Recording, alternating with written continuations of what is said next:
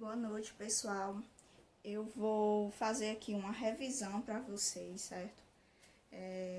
Do que vai cair na avaliação que vocês vão fazer próxima semana. Então, para vocês fazer a avaliação, vocês vejam esse vídeo, tente entender o que está nesse vídeo. Se vocês não entenderem, por favor, entre em contato comigo para me explicar, certo? Bem direitinho. Então, isso aí vai ser o vídeo da revisão da avaliação da próxima semana.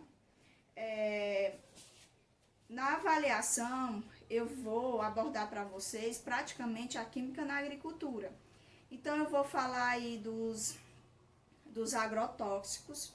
Então, eu vou falar dos malefícios dos agrotóxicos. Vou falar das várias alternativas que existem para evitar o uso de agrotóxico.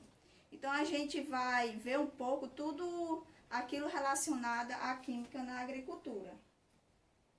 Antes de mais nada, né, quando a gente fala química em agricultura, a gente fala muito em agrotóxico, né, inseticida, pesticidas. Então, os agrotóxicos, eles são também conhecidos como defensivos agrícolas, pois eles são produtos químicos utilizados para melhorar a qualidade dos alimentos e são utilizados especialmente na agricultura, né, orgânica. Digamos que os agrotóxicos são produtos químicos. Então, quando a gente fala assim, químico, que nenhum produto não tem, nenhum aditivo químico, então ele está falando isso errado, né? Porque se a gente for analisar, tudo que a gente consome hoje em dia tem química. Só que aqueles produtos orgânicos, né, que a gente sabe, ele não tem esses aditivos químicos tóxicos, que é aí que está a diferença, né? Que os agrotóxicos, eles têm os produtos químicos tóxicos. Porém, existem aqueles produtos orgânicos que têm, obviamente, produtos químicos, mas esses produtos químicos não são tóxicos. Então, eu poderia dizer que esse termo que eu posso utilizar, que não existe produto sem química, então esse aí seria um termo errado, porque todo produto que a gente consome hoje em dia tem química, tem produtos químicos. Porém, a diferença deles é que não são produtos químicos tóxicos, que os produtos químicos tóxicos são aí os agrotóxicos, inseticidas, pesticidas e outras coisas mais. Aí temos aqui os tipos de defensivos agrícolas, né? Temos aqui as pragas, à esquerda, e temos os defensivos que vai combater essa praga à direita. Por exemplo, um inseto. Quem vai combater o inseto a gente chama de inseticida. Quem vai combater o ácaro a gente chama-se de acaricida. O fungo, fungicida. Nematóide, são os nematodicidas, e aquelas plantas daninhas são os herbicidas. Então, temos aí os defensivos agrícolas, e vocês podem perceber que para cada praga existe um nome diferente de defensivos agrícolas. Então, usualmente a gente chama de veneno. Ei, me dê aí o veneno para o fungo. Mas não é o que? O fungicida, né? Que vai combater aí o fungo. Porém, existem outras maneiras de combater essas pragas utilizando o controle biológico de pragas, como eu já falei aqui para vocês. E um desses controles biológicos de praga é a inserção, ou seja, introduzir seres vivos predadores de pragas. Como, por exemplo, aí temos uma pessoa, né, colocando um ser vivo aí, com certeza um inseto que vai combater a larva de outro inseto. Então, esse inseto que ele está introduzindo aí nas plantas, ele vai ser um predador de alguma praga. Então, isso aí ele vai evitar o uso de agrotóxicos, com certeza. Então, ele vai diminuir o uso de agrotóxicos e, consequentemente, né, vai ser mais saudável. Outro controle biológico de pragas Por exemplo, temos aí a lava e temos esse besouro. Esse besouro, ele vai se alimentar dessa lava. Essa lava, por sua vez, se não existisse aí o besouro, né, ia consumir a planta. Então, para que a larva não consuma a planta, ele introduziu aí esse inseto, que esse inseto vai se alimentar da planta.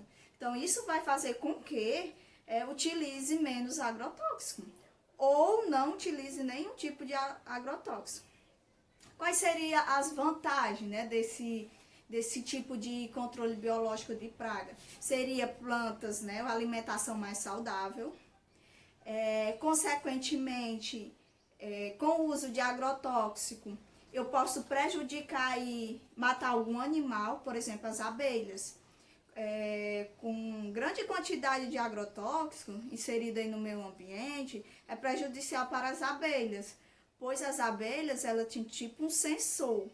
E esses agrotóxicos atrapalham, né, a visão dela, atrapalha esse sensor dela, acaba com esse sensor dela e elas acabam ficando desorientadas, elas não sabem voltar para a colmeia. Então, aí os agrotóxicos, eles são prejudiciais porque aí vai afetar a flora, que são as plantas, e a fauna, que são os animais. E a desvantagem seria, por exemplo, como esse besouro eles vão ter muita quantidade na planta, ele pode simplesmente se desenvolver, né, ocasionando prejuízo. Então, por isso que a gente fala assim, controle biológico de pragas, porque a partir do momento que o agricultor insere esse besouro na sua plantação, ele vai ter um controle para que esse besouro ele não se desenvolva muito, né? Que senão ele vai acabar consumindo outras coisas na plantação. Então tem que ter um controle, tem que ter um equilíbrio, certo? Outro controle biológico de pragas é introduzir o fungo verde no combate à cigarrinha. Temos aí a cigarrinha, e essa cigarrinha elas está coberta pelo fungo, que a gente chama de fungo verde. Então, esse controle biológico seria o fungo verde. Então, introduziria aí o fungo verde para combater a cigarrinha, que é prejudicial aí à plantação. Outro tipo de controle biológico. Outro tipo de controle biológico seria as substâncias sexoatrativas, que a gente chama de feromônios. Então, por exemplo, é feita a identificação das substâncias presentes nos feromônios de uma determinada praga, ou seja, da sua fêmea, e depois é produzida para ser aplicada em determinado local para atraí-lo, ou seja, o macho. Como, por exemplo, eu sei que tal besouro, eu isolei as substâncias sexoatrativas de tal besouro, do besouro fêmeo. Então, o que acontece? Eu coloco aquela substância em um determinado local, tá aqui, ó. Eu coloco aí em determinado local. Então, os machos, eles vão ser atraídos para esse local. E, portanto, não vai acontecer o acasalamento, né? Porque eles estão todos acumulados aqui nesse local. O que eu vou fazer posteriormente, já que todos os machos estão aí? O que eu vou fazer? Eu vou aplicar o inseticida somente aí na parte onde vai ter a concentração dos machos. Então, eu vou evitar aí o uso, né, o uso em grandes quantidades dos agrotóxicos, porque eu vou colocar o agrotóxico apenas aí nessa partezinha que vai ter o besouro macho. Então, eu conseguindo matar o besouro macho, consequentemente não vai acontecer a reprodução e vai diminuir aí essas espécies, né? Consequentemente não vai ter tanto dano à plantação. E essa vantagem seria a diminuição aí do uso de agrotóxicos tóxicos. Aqui é com relação às concentrações em relação aos adubos. Que outra consequência que a gente tem não é só o uso de agrotóxicos, não é só o uso de inseticidas, pesticidas, né, na plantação. Tem também o uso excessivo de adubo, como por exemplo o NPK, que é nitrogênio, fósforo e potássio. O que acontece? Esses adubos, eles são colocados no terreno em grandes quantidades. A planta, ela não consegue absorver a grande quantidade de adubo que é colocado no solo. E acaba o quê? O solo ficando cheio desses nutrientes. Ocasionando o quê? Por exemplo, vem a chuva e esses nutrientes que estão presentes aí no solo são carregados para os mananciais, como por exemplo lagoas, lagos e rios. E esses nutrientes, eles são alimentação para macrófitas aquáticas, que são aquelas plantinhas que a gente vê no rio, na lagoa, e também são alimento para as microalgas, como as cianobactérias. Então, o que acontece? Essa grande quantidade de nutrientes, né, de nitrogênio, de fósforo, de potássio, que foram colocados nos subsolos e foram carregados juntamente com a chuva para o lago, eles vão se acumulando, vai servir de alimento para as microalgas, ocasionando o quê? Eutrofização, certo? Do rio, do lago. Que eutrofização, quando a gente chama, é quando o lago está verde, certo? Está com aquela pasta verde, a gente pensa que é lodo, mas não é, ali são microalgas. Então, nitrogênio, fósforo e potássio são os elementos mais importantes. Então, eles são frequentemente adicionados nos solos. Há diversos tipos de NPK, que aí vai diferenciar a concentração, né, desses nutrientes. A proporção dos elementos, né, eles são indicados na embalagem. Temos aqui, ó, por exemplo, esse homem, ele está fazendo a pulverização aí dessa plantação. Tem alguns, né, fertilizantes que eles são, alguns adubos que eles são colocados nas folhas. Digamos que vem a chuva e esse adubo vai ser carregado para onde? Olha, a chuva vai ser carregado para o rio. Então, consequentemente, esse rio ele vai ser eutrofizado. Aí vocês me perguntam, sim, e daí? Quais são os prejuízos? Os prejuízos, gente, são o quê? Como o lago vai ficar eutrofizado, ou seja, todo aquele espelho d'água vai ficar coberto. Então, não vai entrar luz solar para dentro d'água. Se não vai entrar luz solar para dentro d'água, como é que os peixes eles vão respirar? Como é que as microalgas vão realizar fotossíntese? Se todo aquele espelho d'água está coberto de água. Então, vai fazer com que no interior da água, dentro do lago, não vai ter oxigênio. Se não vai ter oxigênio, vai ocasionar o quê? A morte de peixes. Tá aqui outro exemplo, né, de fertilização do solo, das plantas. Aqui outra consequência, né, do uso de agrotóxicos.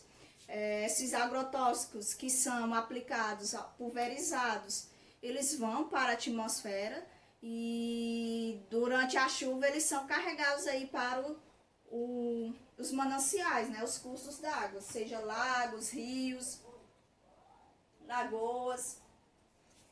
Então, o que é, né, a eutrofização? Seria o aumento de nutrientes, que eu já falei, nitrogênio, potássio e fósforo, são os principais, né, mas tem amônia, que são as formas derivadas aí do nitrogênio. O excesso de matéria orgânica aumenta a decomposição, o que provoca a diminuição da quantidade de oxigênio dissolvido na água.